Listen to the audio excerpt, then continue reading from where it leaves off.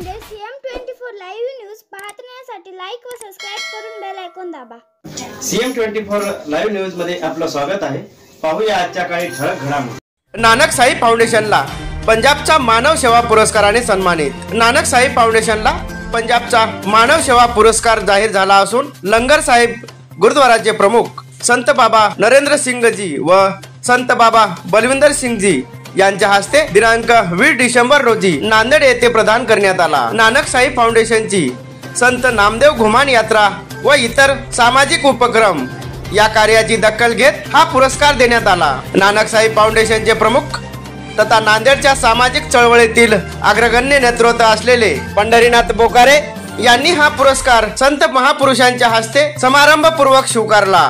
दरवर्षी बटाला येथील urban estate gurdwara प्रबंधक कमिटीच्या वतीने हा पुरस्कार देण्यात येतो। मजबूत भाईचारो की सांझ ही संकल्पना घेऊन नानक साई फाउंडेशन मागील 19 वर्षापासून पंजाब आणि महाराष्ट्रात काम करत आहे। ही चळवळ 2 राज्यात बंधुभाव निर्माण करण्यात यशस्वी ठरत आहे। नानक साईची ही चळवळ महाराष्ट्राची भूषण असल्याचे प्रतिपादन लंगर साहिब गुरुद्वाराचे प्रमुख संत बाबा नरेंद्र सिंग जी व संत बाबा बलविंदर सिंग जी यांनी केले। संत नामदेव घुमान यात्रेला नांदेड येथील लंगर साहिब गुरुद्वाराचे प्रमुख संत बाबा नरेंद्र सिंग जी व संत बाबा बलविंदर सिंग जी यांचा कृपा आशीर्वाद लाभलेला असून त्यांच्या आशीर्वादाने घुमान वारी आनंद वारी झाली आहे। संत महापुरुषाचे धन्यवाद व्यक्त करण्यासाठी धन्यवाद सभा आयोजित करण्यात आली होती।